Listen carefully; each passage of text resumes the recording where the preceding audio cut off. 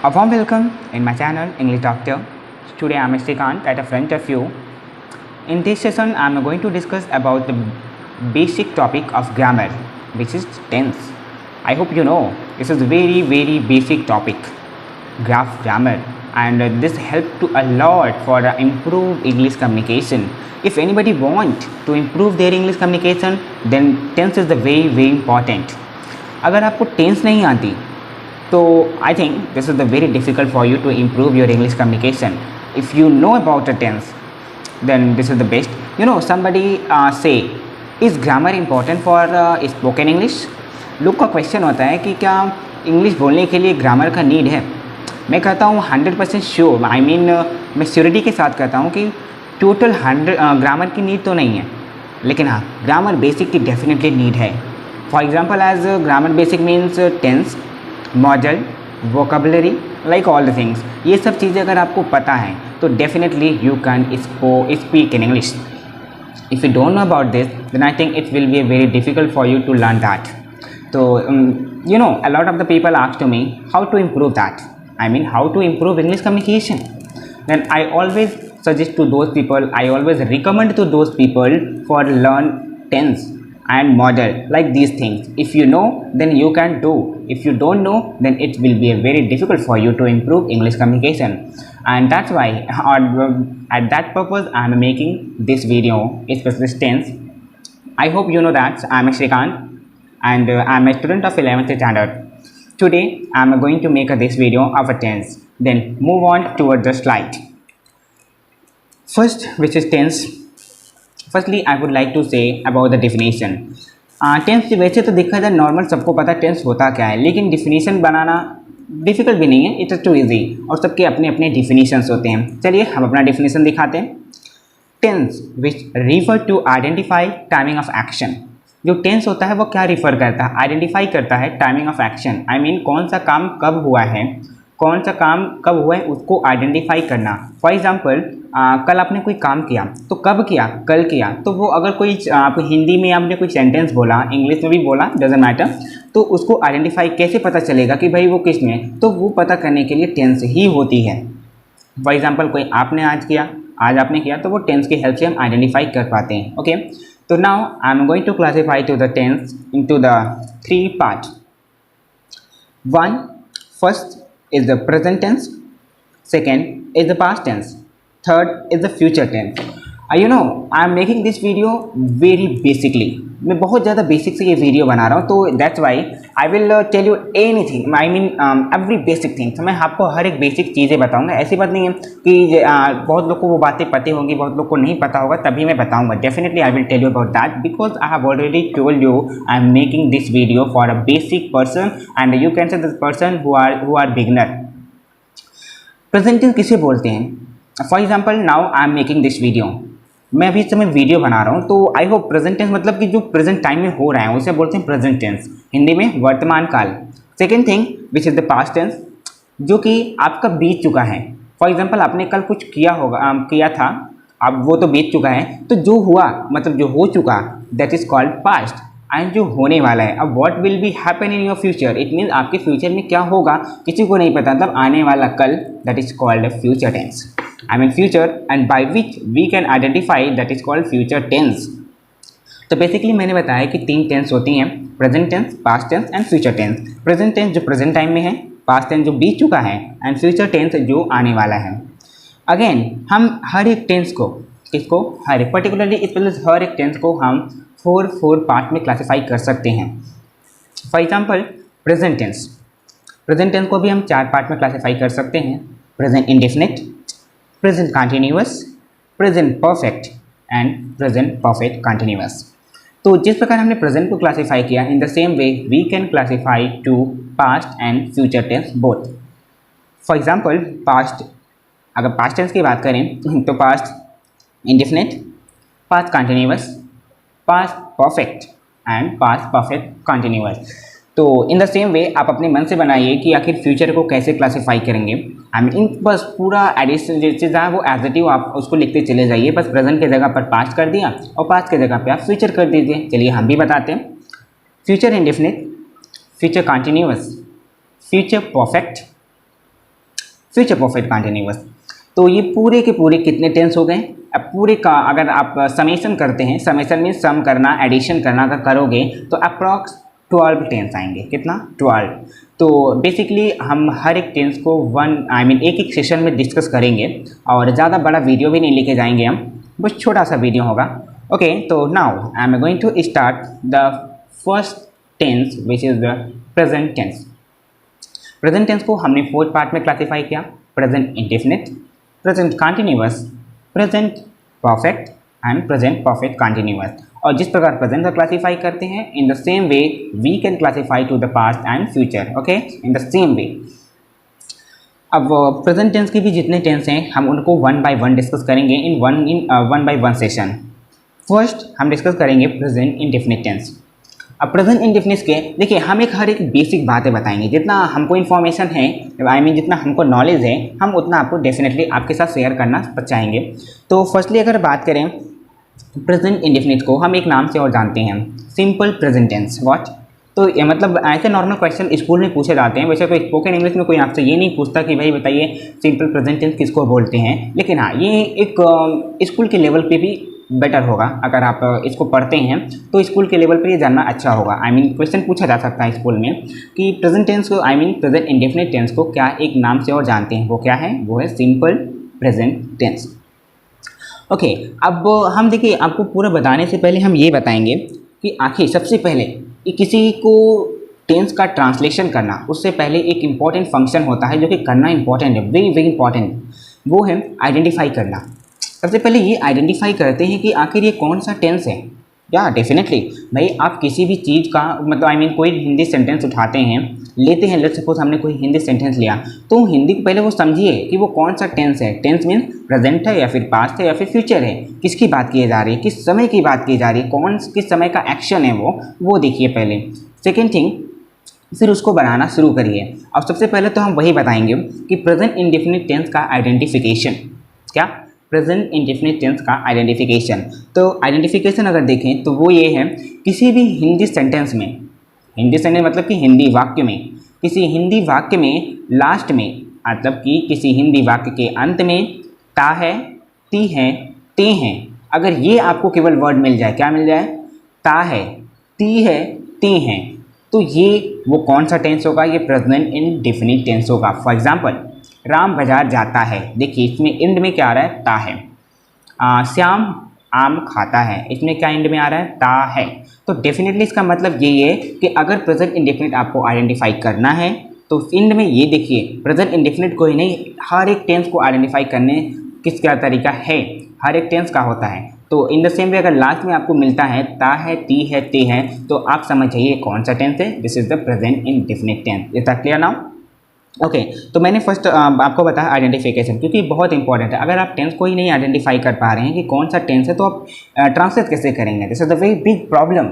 If you don't know, if you are not able to identify the tense, then how can you translate those thing? How can you translate those sentences? This will be a very difficult for you, and that's why I'm saying to you, firstly try to identify the tense. Hindi sentences में tense को identify करिए। Okay, अब आप tense को identify कर ली। Second thing क्या होगा? Helping verb. Helping verb, present indefinite की अगर हेल्पिंग वर्ब की बात करें तो उसमें कितनी आती हैं? 2। कौन कौन सी हैं? Do and does. या exactly, you are right. Do और डज क्या हैं? इनके हेल्पिंग वर्ब्स होते हैं। ओके, इतना अगर क्लियर हो गया तो बताइए, आगे चलते हैं। तब हेल्पिंग वर्ब थे do and does. Exactly, you are right कि उसके हेल्पिंग वर्ब कौन कौन से हैं? Do and does. अब हम use of do and does को डिस्कस करने वाले हैं। आखिर डू का कहाँ यूज़ करेंगे एंड डज को कहाँ यूज़ करेंगे? This is very important. आपको सिंगुलर और प्लूरल तो क्लियर ही होगा, क्लियर हो तो अच्छा है। और तो डेफिनेट तब बेसिकली आपको ये समझने में आसानी होगी कि हम डू का यूज़ कहाँ करते हैं और डज का यूज़ कहाँ कर सकते हैं। या एग्जैक्टली, ओके। तो हम बात कर रहे थे कि डू और डज की। तो हम सबसे पहले देखते हैं डू। हम डू का वहीं यूज़ करते हैं जहाँ पर प्लूरल हमको क्या? सब्जेक्ट देखने को मिलेगा। सब्जेक्ट, अब सब्जेक्ट तो पता ही होगा सब्जेक्ट क्या होता है। फॉर एग्जाम्पल कोई सेंटेंस है हिंदी में, और जैसे कि राम बाजार जाता है, तो इसमें राम जो है वो सब्जेक्ट है। सब्जेक्ट किसको बोलते हैं? हिंदी में बोलते हैं कर्ता, काम को करने वाले को सब्जेक्ट बोलते हैं। तो सब्जेक्ट कौन होगा? राम। तो अगर सब्जेक्ट, तो राम देखना पड़ेगा, वही सब्जेक्ट देखना है। अगर सब्जेक्ट प्लूरल है तो वहाँ पर डू का यूज़ करेंगे, और अगर सब्जेक्ट सिंगुलर है तो वहाँ पर डज का यूज़ करेंगे। ओके, तो देखते हैं कि डू में कौन कौन सा यूज़ करते हैं प्लूरल का। आई, वी, यू, दे, बेसिकली इन सब के साथ हम डू का यूज़ करते हैं। और अगर कोई नंबर हो, फॉर एग्जांपल है बॉयज़, गर्ल्स, लाइक दैट, तो इन सब चीज़ों के साथ भी डू का यूज़ होगा। आप डेफिनेटली केवल एक बेसिक पॉइंट याद करिए कि प्लूरल के साथ डू, सिंगुलर के साथ डज। अब सिंगुलर डज में देखते हैं कौन कौन आते हैं, जैसे कि ही, शी, इट, राम, मोहन। कोई नेम हो जो कि सिंगुलर हो, मतलब कोई भी हो जो सिंगुलर हो, तो नाम तो सिंगुलर होता है। कोई पर्टिकुलर अगर आपका नाम है, लेट्स सपोज कोई राम है, तो राम एक ही लोग है ना, मतलब पर्टिकुलर एक इंसान की बात की जा रही है। ओके, तो ये सिंगुलर है, तो सिंगुलर में इसका यूज़ डज के साथ होगा। अभी बताते हैं कि हम हेल्पिंग वर्ब का यूज़ कहाँ से करना शुरू करते हैं। हम बेसिकली हर जगह से हेल्पिंग, मतलब ये डू डज हर जगह नहीं यूज़ होता है। कहाँ से शुरू होगा हम वो आपको बेसिकली अभी आपको नेक्स्ट बताते चलते हैं। तो हमने ये डिस्कस किया कि use of do and use of does, आखिर यूज़ हम डू का और डज का हम यूज़ करते कहाँ हैं। अब सेकेंड थिंग आते क्वेश्चन कि उसकी मेन वर्ब। अब मेन वर्ब पहले बताएं, मेन वर्ब होता क्या है? जो आप एक्शन कर रहे हो ना, उसी को मेन वर्ब बोलते हैं। हिंदी में मुख्य क्रिया, जैसे कि नहाना, खाना, पीना, सोना, खेलना, नाचना, गाना, everything is called main verb. ये सभी जो काम कर रहे हो इसी को हम मेन वर्ब बोलते हैं। इतना क्लियर ना? ओके, तो मेन वर्ब क्लियर है। तो मेन वर्ब होती कौन सी है? First form. मेन वर्ब की फर्स्ट फॉर्म होती है, समझ में आया? जैसे कि प्ले, प्ले फर्स्ट फॉर्म है। सिंग, सिंग भी फर्स्ट फॉर्म है। तो एडजेक्टिव इसमें केवल आपको फर्स्ट फॉर्म में यूज़ करना है। समझ में आई बात? ठीक है। अब उससे पहले मैं आपको ये बताऊंगा कोई सेंटेंसेस कितने प्रकार के होते हैं। क्यों क्या ये ज़रूरी है सेंटेंसेस जानना? डेफिनेटली ज़रूरी है, क्योंकि आपने देखिए, आप ऐसा क्वेश्चन सुनते हैं, फॉर एग्जांपल कोई एक सेंटेंस है हिंदी में, उसको हम कितनी तरह से बोल सकते हैं। राम बाजार जाता है, फर्स्ट। राम बाजार नहीं जाता है, सेकेंड। क्या राम बाजार जाता है, थर्ड। क्या राम बाजार नहीं जाता है, फोर्थ। राम बाजार क्यों जाता है, फिफ्थ। राम बाजार क्यों नहीं जाता है। ये सिक्स तरीके से, इनको हम सेंटेंसेस के रूप में पढ़ेंगे। इनको हम मतलब कि सेंटेंसेस को अलग अलग तरीके से हम लिख रहे हैं, तो इसीलिए हम सेंटेंसेस को पढ़ेंगे। सेंटेंसेस होते कितने प्रकार के हैं। तो फर्स्टली अगर बात करें सेंटेंसेस की, तो सेंटेंस की डिफिनीशन क्या होती है ये भी जान लेते हैं। Group of word which have a meaningful, you can say meaningful group of word. जो ग्रुप ऑफ वर्ड होंगे, वर्ड जैसे कि Ram go to market, goes to market, Ram goes to market. तो राम एक वर्ड है, गोज एक वर्ड है, मार्केट भी एक वर्ड है। तो इन सभी को मिलाने पर, इसका समेशन करने पर एक मीनिंग निकल रहा है कि राम बाजार जाता है। तो इसी को सेंटेंस बोलते हैं। ओके, तो सेंटेंस की अगर हम टेंस में स्पेशलिस्ट बात करें तो हम इसको कहाँ मतलब किस प्रकार से कितने टाइप्स पढ़ेंगे। फर्स्ट पढ़ेंगे असर्टिव, जिसे लोग अफर्मेटिव भी बोल देते हैं या फिर पॉजिटिव भी बोलते हैं, ऐसी बात नहीं है।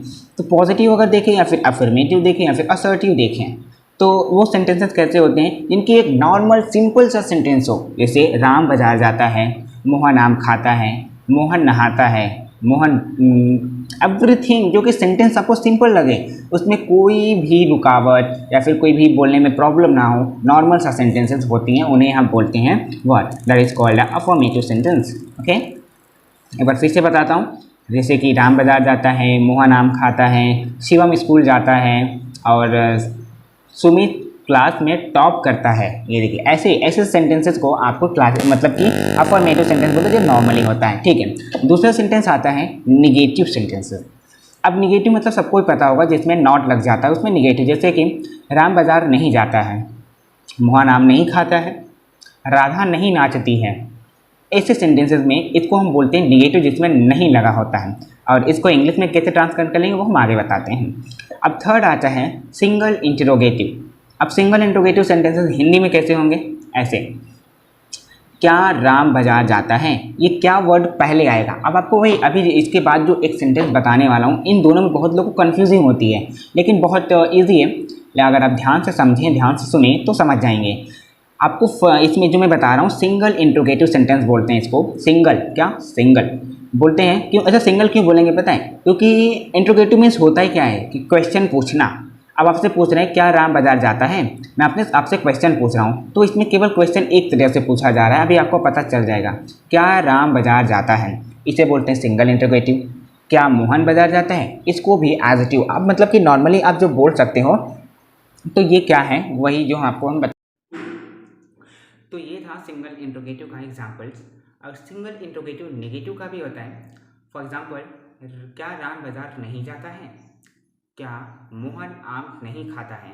Negative means not to definitely आना चाहिए, आई मीन नहीं नहीं आना चाहिए, नहीं आना चाहिए। एग्जाम्पल, क्या राम बाजार नहीं जाता है, क्या मोहन आम नहीं खाता है। सेंटेंस कौन सा है, सिंगल इंट्रोगेटिव पहले बनाइए, फिर उसी में नॉट को ऐड कर दीजिए, आई मीन नहीं को ऐड कर दीजिए। एंड फाइनली आता है डबल इंट्रोगेटिव सेंटेंसेस। अब डबल इंट्रोगेटिव सेंटेंसेस ऐसे होते हैं, देखिए, राम बाजार क्यों जाता है, इसमें क्वेश्चन बीच में आता है, मतलब हिंदी को आप बोलेंगे तो समझ में आता है।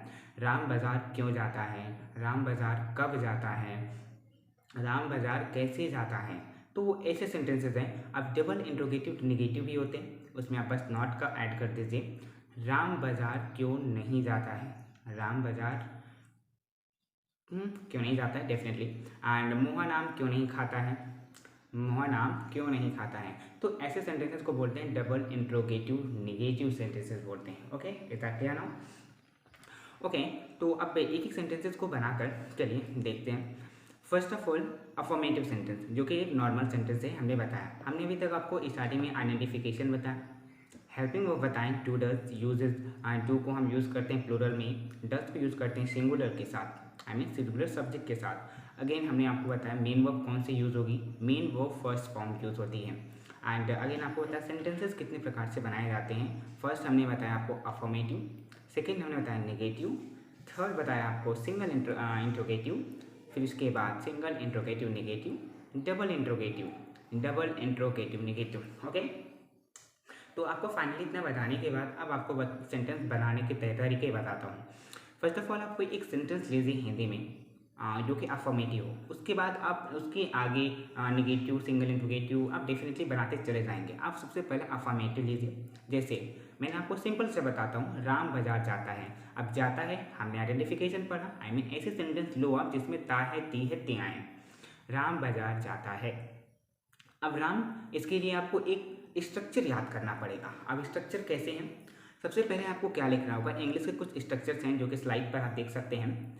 सब्जेक्ट प्लस मेन वर्ब का फर्स्ट फॉर्म प्लस यस और ईएस एंड प्लस ऑब्जेक्ट।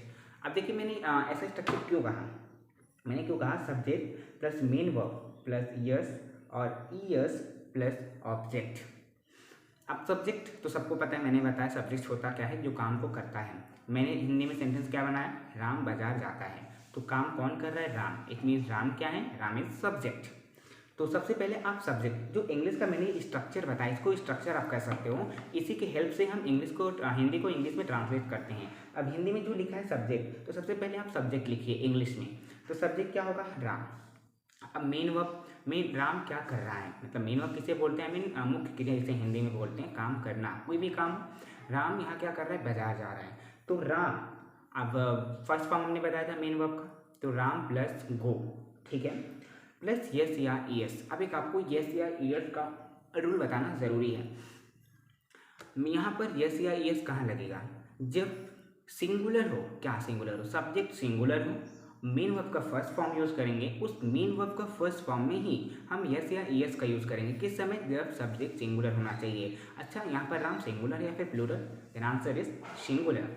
तो गो के साथ यस या फिर ईएस लगाएंगे, लेकिन गो में ईएस लगता है, जिससे कि प्लूरल बनाने के सिंगुलर बनाने के वर्ब को सिंगुलर कैसे बनाया जाता है, उसमें यस या फिर ईएस को हम ऐड कर देते हैं। हमने यस और ईएस का यूज़ देखा, यस और ईएस कहाँ लगेगा, जब सब्जेक्ट सिंगुलर हो तो उसके वर्ब में यस या ईएस लगाते हैं। अब वो आपको समझना पड़ेगा, यस कहाँ लगता है, ईएस कहाँ लगता है, इसके भी अलग से रूल्स हैं, ठीक है।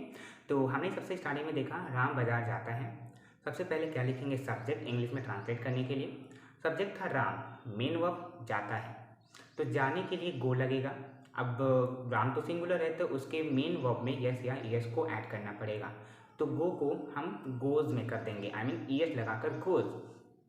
उसके बाद फाइनल क्या है, ऑब्जेक्ट। तो ऑब्जेक्ट क्या है भाई, मतलब राम कहाँ जा रहा है, मार्केट जा रहा है, तो राम गोज टू मार्केट।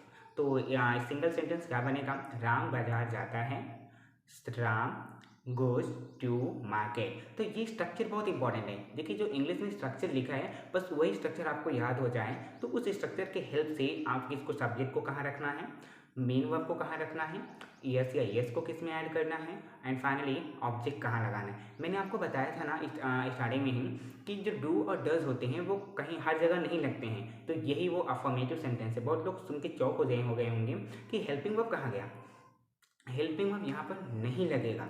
ये अफर्मेटिव सेंटेंसेस होते हैं, इसमें नहीं लगते, निगेटिव सेंटेंस से लगना स्टार्ट होता है। अच्छा आपको एक सेंटेंस दे रहे हैं, बहुत ज़्यादा लोग कंफ्यूज हो जाते हैं इसके लिए, जैसे कि राम अपना काम करता है। अपने इसका सेंटेंस कैसे बनेगा आप देखिए, ये अफर्मेटिव सेंटेंसेस है, पहले पहचानिए कौन सा सेंटेंस है। तो ये है अफर्मेटिव, तो राम अपना काम करता है, राम सब्जेक्ट, तो राम लिखेंगे पहले, मेन वर्ब काम का क्या, डू, राम डू। अब डू तो नहीं लगा सकते, मतलब कि राम सिंगुलर है तो डू में यस या ईएस लगेगा, तो इसका मतलब क्या होगा, Ram does his work, Ram अपना काम करता है। तो हिज जो है तो यहाँ पर क्या बोलते हैं, हिज अपने के लिए लगता है, ठीक है, तो राम डज हिज वर्क। तो बहुत लोग इसको कंफ्यूज होंगे, तो यहाँ पे डज तो हेल्पिंग वर्ब नहीं, वो डज हेल्पिंग वर्ब नहीं, वो मेन वर्ब है, क्योंकि डू मीन्स करना, और यहाँ पर राम सिंगुलर था इसलिए हमने उसमें यस या ईएस को ऐड करना था, तो हमने ईएस को ऐड किया। Is that clear now, okay. अब सेकेंड सेंटेंस आता है negative sentences.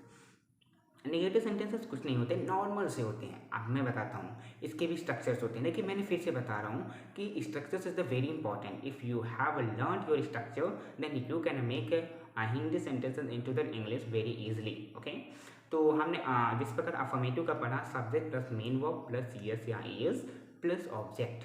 Second thing negative का subject plus helping verb plus not plus object, sorry object से भी पहले तो लगना है मेन वर्ब और डेफिनेटली। तो हमने स्ट्रक्चर देख लिया नेगेटिव का, तो वो स्ट्रक्चर क्या होगा भाई, वो स्ट्रक्चर है subject plus helping verb plus not plus main verb का first form plus object. Finally ये क्लियर है। फॉर एग्जाम्पल अब हिंदी में सेंटेंस लेते हैं निगेटिव का। अब निगेटिव सेंटेंस मतलब जिसमें नहीं लग जाए। फॉर एग्जाम्पल राम बाजार नहीं जाता है, क्या, राम बाजार नहीं जाता है। तो सबसे पहले सब्जेक्ट लिखेंगे। निगेटिव का स्ट्रक्चर ध्यान में रखिए, अफर्मेटिव ही है लेकिन बस उसमें जो यस या ईएस लगा था अब वो यहाँ पर हट जाता है, किसमें, निगेटिव में। तो इसका स्ट्रक्चर बन जाता है subject plus helping verb plus not plus main verb का फर्स्ट फॉर्म प्लस ऑब्जेक्ट। तो सब्जेक्ट तो राम है, तो राम प्लस हेल्पिंग वर्ब। अब राम कौन सा वर्ब है, पहले ये, सॉरी सब्जेक्ट है, ये देखिए मैंने आपको बताया था कि डू डज हम किसके हेल्प से यूज़ करेंगे। अब हेल्पिंग वर्ब तो हमारा डू डज है, अब डू और डज इनमें से हमका इसका यूजेस बताया था हमने। तो इसमें देखा गया था कि राम एक सिंगुलर है, तो डू कहाँ, डज कहाँ लगता है, वो सिंगुलर पर लगता है, और डू प्लूरल पर। तो यहाँ पर क्या लगेगा, Ram is singular and that's why we will use does. Then sentence will be Ram does, अब नॉट लगाना है, राम डज नॉट। अब मेन वर्ब का first form go and object to market, तो Ram does not go to market, Ram बाजार नहीं जाता है, ये होगा। अगर होता फॉर एग्जाम्पल हम बाजार नहीं जाते हैं, क्या, हम बाजार नहीं जाते हैं, तो हम V plus helping verb do या फिर डज, इसमें क्या लगेगा, हमने ऊपर बताया हम वी का यूज़ प्लूरल के लिए यूज़ करते हैं, तो वो कहाँ पर डू लगेगा इसलिए। तो we do not go to market, हम बाजार नहीं जाते हैं, तो यहाँ पर हमने वी को लगा दिया।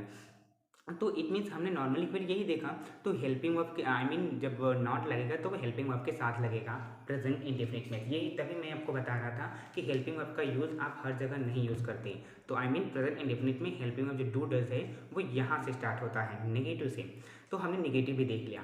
अब सिंगल इंट्रोगेटिव, अब सिंगल इंट्रोगेटिव का पहले आपको स्ट्रक्चर बताऊंगा। स्ट्रक्चर तो बहुत इंपॉर्टेंट है। मैंने आपको हिंदी सेंटेंसेस बताए हैं कि सिंगल इंटीग्रेटिव सेंटेंसेस होते कैसे हैं, जैसे कि क्या राम बाजार जाता है। तो इसमें इंग्लिश का अगर देखा जाए क्या स्ट्रक्चर क्या होगा, स्ट्रक्चर नॉर्मली यही होता है, helping verb plus subject plus main verb का फर्स्ट फॉर्म प्लस ऑब्जेक्ट। अब इसमें आप जैसे कि स्ट्रक्चर तो आपको याद ही करना है, तो मैं आपको एक टिक बताता हूँ। अच्छा, वो ट्रिक आपको बाद में बताता हूँ, पहले आपको एक 1 बाय 1 बता दूँ, तो लास्ट में एक ही तरीके से आपको पूरा ट्रिक बता दूंगा। तो क्या था, स्ट्रक्चर क्या है भाई सिंगल इंट्रोगेटिव का, तो उसमें है सब्जेक्ट नहीं, पहले helping verb plus subject plus, अब सिंगल इंट्रोगेटिव है, इसमें नेगेटिव नहीं लगाना है तो नॉट हट जाएगा, डेफिनेटली हट जाएगा। उसके बाद मेन वर्ब का फर्स्ट फॉर्म प्लस ऑब्जेक्ट। इसका सेंटेंस कैसे बनेगा, क्या राम बाजार जाता है। अब क्या राम बाजार जाता है, इंग्लिश में मैंने क्या कहा है, स्ट्रक्चर में हेल्पिंग वर्ब पहले, तो हेल्पिंग वर्ब पहले क्या आएगा भैया, तो राम, सिंगुलर है तो does Ram go to market, क्या राम बाजार जाता है। आप केवल स्ट्रक्चर को ध्यान से फोकस में रखिए, कहाँ पर सब्जेक्ट लिखा है तो वहीं सब्जेक्ट लिखिए, कहाँ पर मेन वर्ब लिखा है, मेन वर्ब का कौन सा फॉर्म लिखा है वो ध्यान में रखिए, बस स्ट्रक्चर को फॉलो करिए। I am doing promise you can make a sentence very easily. Is that clear now. Again आप बात करें सिंगल इंट्रोगेटिव नेगेटिव, क्या राम बाजार नहीं जाता है, does Ram not go to market. अब यहाँ पर राम के बाद सब्जेक्ट नॉट लगेगा, आई मीन सब्जेक्ट के बाद नॉट। इसका स्ट्रक्चर क्या है ये तो देख लीजिए, वो है helping verb plus subject plus not. और ये अभी आपको बताऊंगा कि यहाँ पर नॉट हमेशा सब्जेक्ट के ही बाद लगेगा आफ्टर द सिंगल इंट्रोगेटिव, उसके पहले तो हेल्पिंग वर्ब के बाद लगता है, लेकिन अब सब्जेक्ट के बाद लगना शुरू होता है। तो helping verb plus subject plus not plus main verb का first form and plus object. अब अगेन की अगर बात करें सिंगल इंट्रोगेटिव का तो समझ में आ गया, अब डबल इंट्रोगेटिव पढ़ेंगे। अब डबल इंट्रोगेटिव के पास आपको थोड़ा सा ध्यान में रखना पड़ता है, इसका थोड़ा सा डिफरेंट है, तभी इसको हम डबल इंट्रोगेटिव बोलते हैं। अब डबल इंट्रोगेटिव का डिफिनेशन आई मीन सेंटेंसेस हमने बता दिया है आपको कैसे बनता है, जैसे कि राम बाजार क्यों जाता है। इसका स्ट्रक्चर क्या होगा, मैंने आपको अभी फिर बता रहा हूँ, structure is a very important.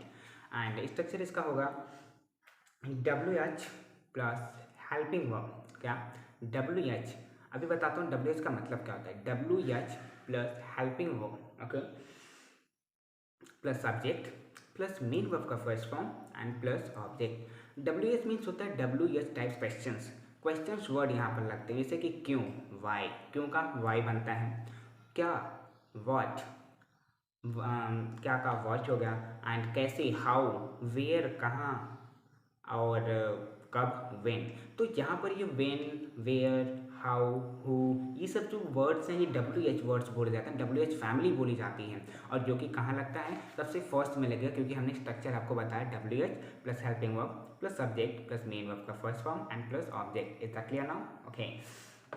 तो इसका इंग्लिश ट्रांसलेशन कैसे होगा कि राम बाजार क्यों जाता है। तो सबसे पहले WH, क्यों को WH से बदलेंगे तो वाई, हेल्पिंग वर्ब राम के हिसाब से लगेगा, why does Ram go to market. तो ये इसका इंग्लिश में ट्रांसलेशन हो गया। अगर हम बात करें डबल इंट्रोगेटिव नेगेटिव की अगर बात करेंगे तो उसमें आप डेफिनेटली देख सकते हैं, हमने आपको पीछे ही बताया कि सब नॉट कहाँ लगेगा, सब्जेक्ट के बाद ही लगेगा। तो क्या है, जैसे कि एग्जांपल, राम बाजार क्यों नहीं जाता है, why does Ram not go to market.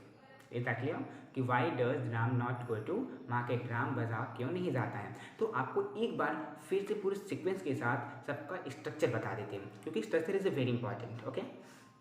First affirmative, subject plus main verb का फर्स्ट फॉर्म प्लस यस या ईएस प्लस ऑब्जेक्ट। मैंने बताया था ये वही सेंटेंस है जिस सेंटेंस में हेल्पिंग वर्ब नहीं लगता है, और यस या ईएस का यूज़ कहाँ होता है मैंने आपको पहले ही बताया।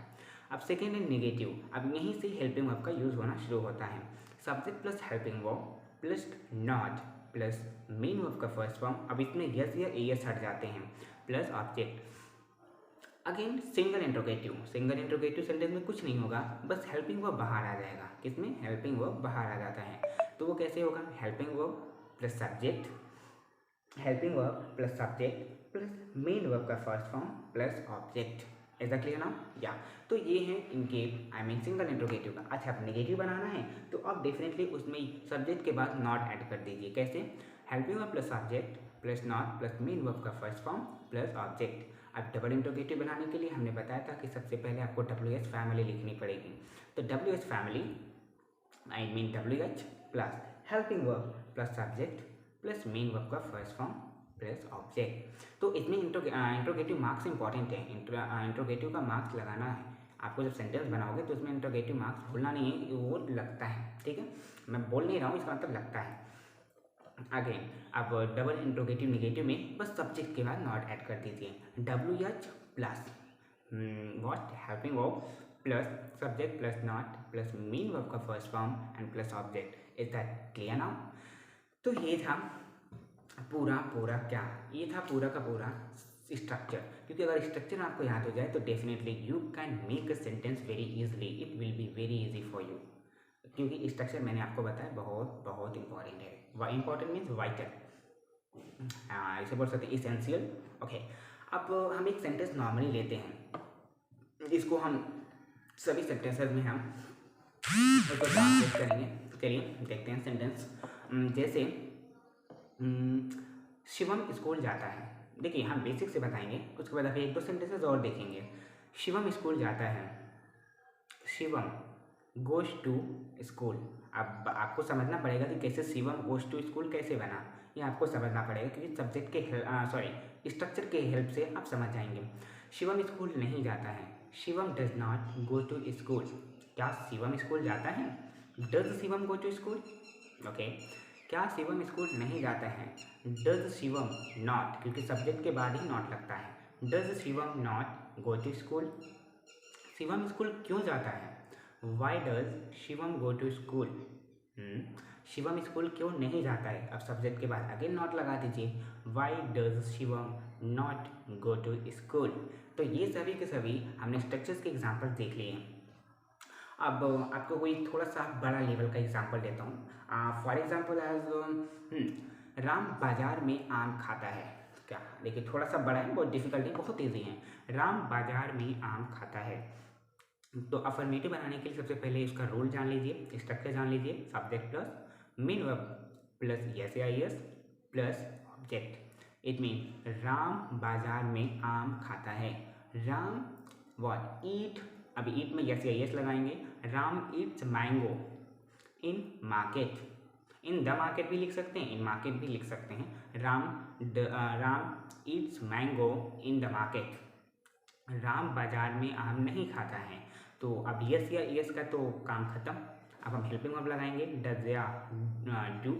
तो राम सिंगुलर है, तो Ram does not eat mango in the market. क्या राम बाजार में आम खाता है? Does Ram eat mango in the market? क्या राम बाजार में आम नहीं खाता है? Does Ram not eat mango in the market? लेकिन थोड़ा समझना, आई मीन ओरली बोलना थोड़ा अजीब लगता है, लेकिन आप स्लाइड पे फोकस करके देखिए, आप जैसा हम बता रहे हैं वैसा स्ट्रक्चर लिखते चला जा रहा है।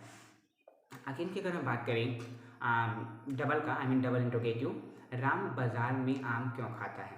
Why does Ram eat mango in the market? Ram बाजार में आम क्यों नहीं खाता है? Why does Ram not eat mango in the market? Is that clear now?